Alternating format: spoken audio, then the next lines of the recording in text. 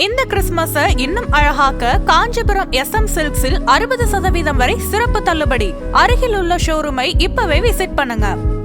உச்சத்தை தொட்ட தங்க விலை, மீட்க முடியாத அடகு நகையை விற்பதற்கு இதுவே சரியான நேரம். இனியும் யோசிக்காதீங்க.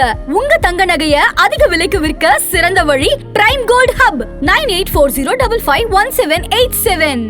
ஆஹா, no compromise. உங்க சைடுலயும் எங்க சைடுலயும். It's a GT promise.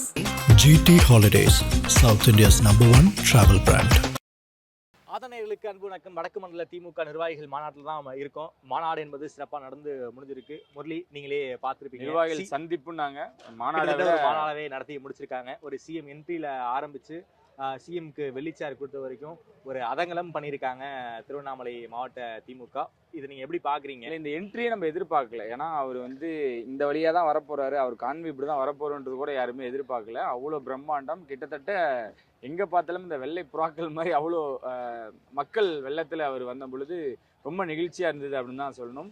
So அதான் இதுக்கு முன்னாடி நடந்த இடங்களிலும் சரி, அதை விட பிரம்மாண்டமாக ஒரு படி பண்ணணும் அப்படின்றத நிறைவேற்றி காமிச்சிருக்காங்க அப்படின்னு இதை எடுத்துக்கலாம். முதல்ல உதயநிதி அவர்கள் வராங்க, எல்லாருக்குமே நினைவு பரிசை கொடுக்குறாங்க. அதுக்கப்புறம் சிஎம் அவர்களோட என்ட்ரி. வழக்கம் போல அந்த கான்வே எல்லாருக்குமே கை காட்டிட்டு மக்கள் வெள்ளத்துல நடுவுல சென்டர் ஆஃப் தி அந்த வழியில வந்து அட்ரஸ் பண்ணாரு. மக்கள் மத்தியில அட்ரஸ் பண்ணாரு. குறிப்பாக எப்போதுமே இது திமுக முப்பெரும் விழாவில் இப்படிப்பட்ட ஒரு என்ட்ரியை சிஎம் கொடுத்துருந்தாங்க. அதுக்கப்புறம் இப்படிப்பட்ட ஒரு என்ட்ரியை இந்த வடக்கு மண்டல இளைஞரணி சந்திப்புல முதல்வர் கொடுத்துருக்காங்க. குறிப்பாக CM speech, deputy CM speech பத்தி நாம நிச்சயம் பேசியே ஆகணும். கட்டுக்கோப்பு அப்படிங்கிற ஒரு வார்த்தையை டெபுட்டி சிஎம் தொடர்ச்சியா ஒரு 4-5 முறைக்கு மேல உச்சரிச்சிருந்தாரு. 1 கோடி பேர் கட்டுக்கோப்பு இல்லாம ஒரு விஷயத்த செஞ்சாலும் ஒரு விஷயத்த கூட்டாலும் அவர்களால ஒண்ணுமே செய்ய முடியாது. நாம கட்டுக்கோப்போட கூடியிருக்கோம், நமக்கு பொறுப்புகள் அதிகம் அப்படின்னு விஜய் பேர் சொல்லாம அந்த இடத்துல விமர்சனம் பண்ணியிருக்காங்க. கூட்டணிமாரு அவங்களே இருக்கட்டும், அந்த அமைப்பையா இருக்கட்டும், சொன்ன விஷயங்கள் ரொம்ப இதா இருந்தது. இன்னொன்னா, இங்க இருக்கக்கூடிய இளைஞர்களுக்கு ஏற்ற மாதிரியான விஷயங்கள் இன்னைக்கு பேசப்பட்டுச்சுன்னே சொல்லணும். உதய சூரியனே நிரந்தரம் அப்படின்னு சொன்னதா இருக்கட்டும், வான விஷயங்களும், அதாவது வானவில் கலர் கலரா இருக்கும். வானவில் மறைஞ்சிட்டு வந்துட்டு மழை பெய்யும் போது வந்துட்டு போயிடும். ஆனா உதயசூரியன் தான் நிரந்தரம் அப்படின்னு ஒரு அரசியல் பஞ்சோட உதயநிதி அவர்கள் இன்னைக்கு எல்லாமே பஞ்சாதான் இருந்துச்சு நினைக்கிறேன். எல்லாரும் பேசும்பொழுதுல இருந்து பஞ்சாதான் இருந்துச்சு. உதயநிதி அவர்களும் இந்த இளைஞர்களுக்கு என்ன வேணுமோ, எப்படி அவங்களுக்கு அந்த புரிதல் இருக்கோ அதை அந்த வழியில அவர் கன்வே பண்ண விதம் ரொம்ப அழகா இருந்தது. அதுக்கப்புறம் சிஎம் அவர்கள் அந்த சிம்மாசனத்துல அமர்ந்ததெல்லாம் எப்படி இருந்தது? கிட்டத்தட்ட ஒரு ரஜினி அவர்களோட. ஆமா நீங்க ரஜினி சார் ரெஃபரன்ஸ் சொல்றீங்க. ரஜினி சார் டைலாகே பேசியிருந்தாரு. தமிழ்நாட்டுடைய கேரக்டரை நீங்க புரிஞ்சுக்க மாட்டேங்கிறீங்க அப்படின்னு சொல்லியிருந்தாரு. அன்பரோட வசந்தம் தானே, அதனால எடுத்திருப்பாரு. அதுவும் இல்லாம அமித்ஷா மட்டுமில்ல, ஒட்டுமொத்த சங்கி கூட்டமே வந்தாலும் தமிழ்நாட்டை ஒண்ணுமே பண்ண முடியாது, தமிழ்நாடு தனித்து நின்று போராடும் அப்படின்னு அவங்களுடைய விளக்கமான பாணியில சிஎம் பேசியிருந்தாங்க. டெபுட்டி சிஎம் ரொம்ப அழகா சொல்லியிருந்தாரு. இவர் ரொம்ப என்னை விட மோஸ்ட் டேஞ்சரஸ் அப்படின்னு சொல்லியிருந்தாரு. இதெல்லாம் தான் அடுத்த கட்டத்தை கொண்டு போகுதுன்னு நினைக்கிறேன். 2.0 அப்படின்னு சொல்லியிருந்தாரு. ஏன்னா இது வரைக்கும் நாங்க இவ்வளவு தூரம் கொண்டு வந்துட்டோம், இதுக்கப்புறமும் ஒரு ஃபியூச்சர் இருக்கு, ஸோ அதோட தொடர்ச்சியா தான் இருக்கும் அப்படின்றதுமே ரொம்ப பவர்ஃபுல்லா இன்னைக்கு முன் வச்சிருந்தாருன்னா சொல்லணும். ஸோ வழக்கம் போலதான் இங்க இருக்கக்கூடிய யாரு நம்மளை விமர்சிச்சாலும் அதுக்கு பதில் இல்லாம நம்ம இலக்கு என்ன, நம்மளோட வெற்றி நோக்கி தான் நம்ம பயணிக்கும் அப்படின்றத இளைஞர்கள் மத்தியில அவரு பேசின விதம் ரொம்பவே அந்த 2.2ங்கிறத ரொம்ப அழுத்தம் திருத்தமா சொல்லியிருந்தாங்க. நாடாளுமன்ற தேர்தல் நடந்து முடிந்த பிறகு பூத் வைஸா அவங்க தொகுதி வைஸா பார்க்கும்போது கிட்டத்தட்ட 200 தொகுதிகள் அவங்க லீட்ல இருந்தாங்க. அங்கிருந்தே அந்த ஸ்ட்ராட்டஜி அவங்க ஆரம்பிச்சிட்டாங்க. வெல்வோம் 200 படைப்போம் வரலாறு. அதை இங்க ரொம்ப அழுத்தம் திருத்தமா சிஎமும் பேசியிருந்தாங்க, டெப்டி சிஎமும் பேசியிருந்தாங்க. கிட்டத்தட்ட மறுபடியும் முக ஸ்டாலின் அவர்கள் சிஎமாக அமரணும், திராவிட மாடல் 2.0 ஆட்சிக்கு வரணும் அப்படிங்கிற ரீதியில சிஎமும் பேசியிருந்தாங்க, டெப்டி சிஎமும் பேசியிருந்தாங்க. டெப்டி சிஎம்க்கு ஒரு வாளும் ஒரு கேடயமும் ஏவா வேலு அவர்கள் நினைவு பரிசா கொடுத்திருந்தாங்க. பகைவர்களை போராடி கொண்டு எதிர்த்து அளிப்பதற்கு வாளும் கேடையும் நாங்க நினைவு பரிசா கொடுக்குறோம் அப்படிங்கிறது சிம்பாலிக்கா இந்த நினைவு பரிசின் மூலமா ஏவா வேலு அவர்கள் கொடுத்திருந்தாரு.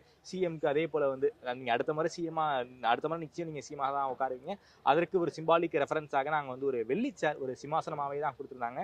ஏறி உட்கார்ந்த உடனே அந்த ஆரா கிட்டத்தட்ட ரஜினி சார் கால் மேல கால் போட்டு உட்காந்து இந்த ரஜினி சார் ஃபீல் எல்லாருமே ஃபீல் பண்ணாங்க. இல்ல அதான் நீங்க அவ்வளவுதானா, அடுத்தது என்ன அப்படின்னு உங்களை அப்படின்லாம் நிறைய விமர்சனம் வச்சாங்க, நிறைய எதிர்ப்புகளை தெரிவிச்சாங்க. அவங்களுக்குலாம் அவர் சொல்லக்கூடிய மைண்ட் வாய்ஸ் என்ன அப்படின்னா, நான் உட்காரதான் உனக்கு பிரச்சனை, நான் உட்கார வேண்டாம். அந்த டைலாக்கும் கிட்டத்தட்ட அப்படியே கனெக்ட் ஆச்சுன்னு நான் நினைக்கிறேன். நிறைய மாற்றங்கள் அவர் நிறைய விஷயங்கள் இளைஞர்கள் மத்தியில் வரும்பொழுது அவரோட உணர்ச்சி புத்துணர்ச்சியா கை அசைக்கிறதா இருக்கட்டும், இங்க பேசுற விஷயங்களா இருக்கட்டும், எல்லாமே பார்க்கும் பொழுது ஒரு வேற மாதிரியான ஒரு நிகழ்வா இது அமைஞ்சிருந்தது.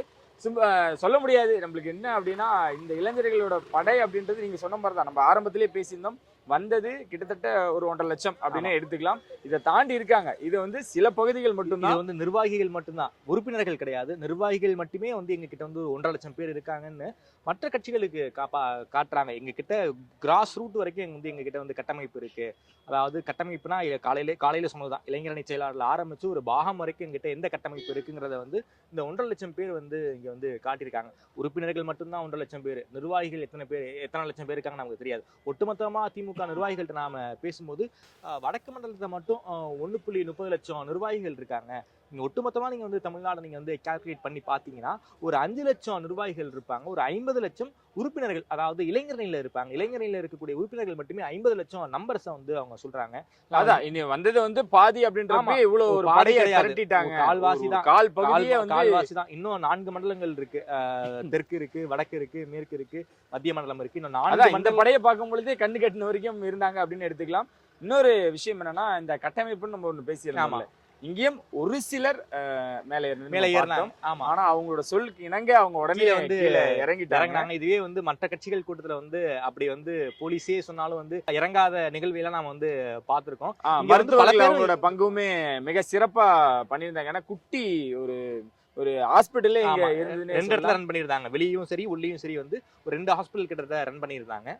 தண்ணி வசதிகளும் சரி, இங்க இருக்கக்கூடிய அவசர விஷயங்களா இருக்கட்டும், அவசர உதவிக்கா இருக்கட்டும், கழிப்பறை வசதிகளா இருக்கட்டும், எல்லாமே நம்ம முன்னாடி பேசின மாதிரிதான் தேவையான விஷயங்களை அமைச்சு தேவையான விஷயங்களை கொடுத்துருக்காங்க அப்படின்னு எடுத்துக்கலாம். வந்தவங்க எல்லாருமே ஒரு நாற்காலி கூட இங்க சேதாரம் இல்லைன்னு நம்ம பார்க்கலாம். ஆமா, நிச்சயமா எந்த ஒரு சேரும் உடையலன்னு நினைக்கிறேன். அதுவே வந்து ஒரு மிகப்பெரிய டேக்அவே தான். மற்ற கட்சியில கூடக்கூடிய இளைஞர்களுக்கு ஒரு சேர் கூட வந்து உடையல. அது வந்து நாம வந்து மக்களுக்கு வந்து சொல்லணும். அதான் இங்க கட்டுக்கோப்புனா என்ன, கட்டுக்கோப்பு இல்லாம கட்டற்று போனா என்ன ஆகுங்கிறத வந்து மக்கள் வந்து கடந்த சில அரசியல் நிகழ்வுகள் மூலமாக புரிஞ்சிருப்பாங்க. அதான் இங்க இருக்கவங்கிட்ட அதான் என்ன படை இருக்கு, யாருக்கிட்ட எப்படி இருக்காங்க, எந்த இளைஞர்களா பெண்களான்றது முக்கியம் இல்ல, யாரு கொள்கையோட இருக்காங்க, யாரு அந்த எந்த கட்சியை நோக்கி பயணிக்க போறாங்கன்றதான் ரொம்ப அழகாவே இன்னைக்கு நம்ம பார்த்திருக்கோம். சோ இந்த திருவண்ணாமலை இது ஆரம்ப திருவண்ணாமலை இது வந்து வடக்கு மண்டலம் ஆரம்பம் தான். அதுக்கப்புறம் மேற்கு மண்டலம் இருக்கு, மத்திய மண்டலம் இருக்கு, தென் மண்டலம் இருக்கு. அங்க திமுகக்குள்ள வந்து ஒரு ஹெல்த்தி காம்படிஷன் இருக்கும். நேரு ஒரு மாதிரியான வந்து ஒரு மாநாடு பண்ணாருன்னா, மதுரையில வந்து அமைச்சர் மூர்த்தி அவர்கள் வந்து அதை பீட் பண்ற அளவுக்கு இன்னொரு மாநாடு பண்ணுவாங்க. இது வந்து ஏவா வேலு அவர்கள் நீங்க வந்து ஒரு மைல்கல்ல வந்து வச்சுட்டாரு. பிரம்மாண்டத்துல மைல்கல் வச்சுட்டாங்க. எதுலயும் குறையில.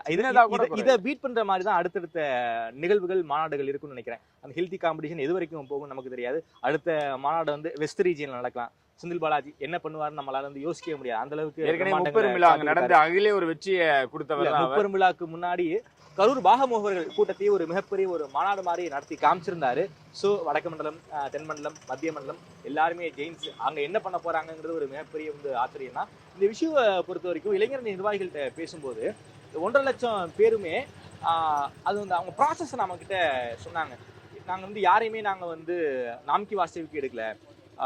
35 வயசு வரைக்கும் தான் இளைஞர்ல இருக்க முடியும். 35 வயசுக்கு மேல போயிட்டாங்கன்னா அவங்க வந்து இளைஞர்ல இருக்க முடியாது. ஸோ அப்படி ஒவ்வொருத்தவங்களுக்கும் பர்சனலா நாங்க கால் பண்ணி அது மிகப்பெரிய இஷ்யூ, ஒரு மிகப்பெரிய ஒரு ப்ராசஸே வந்து அவங்க கிட்ட சொன்னாங்க. அதான் இங்க இருக்கக்கூடிய எல்லாருக்குமே அது தெரியும், கட்டமைப்புன்றது தெரியுது. இளைஞர்ல யாருக்கணும் 35 வயசுக்கு மேல தாண்டா என்ன நடக்கணும். அதுவும் இல்லாம முரசொலியில வந்து அவங்க திமுகவுடைய அதிகாரப்பூர்வ பத்திரிகையான முரசொலியில இவங்க அறிவிப்பு கொடுத்து இந்த பகுதியில இந்த வார்டுல இவங்க தான் வந்து அமைப்பாளர், இவங்க தான் துணை அமைப்பாளர் அப்படின்னு கிட்டத்தட்ட ஒரு ஒரு ஒரு ஃபார்ம் இருக்குல்ல, அதை வந்து பப்ளிஷ் பண்ணி அப்படிதான் வந்து தேர்ந்தெடுத்தாங்க. அந்த செலக்ஷன் ப்ராசஸ்ங்கிறது ஒரு மிகப்பெரிய ப்ராசஸ். வடக்கு மண்டலத்துல முடிஞ்சிருக்கு. இன்னும் மத்திய மண்டலம், தென் மண்டலம், மேற்கு மண்டலம் இங்க வந்து நடந்துகிட்டு இருக்குன்னு சொல்றாங்க. அதையெல்லாம் நடத்தி முடிச்ச பிறகு அங்கேயும் இந்த மாதிரியான மாநாடுகளை நம்ம விரைவில் எதிர்பார்க்கலாம். நாட்கள், தேர்தலுக்கான நாட்கள் வந்து ரொம்ப ரொம்ப கம்மியா தான் இருக்கு. 2026க்கு இன்னும் கம்மி. நம்ம வேகமா டிசம்பர் மாசம் இருக்கோம்.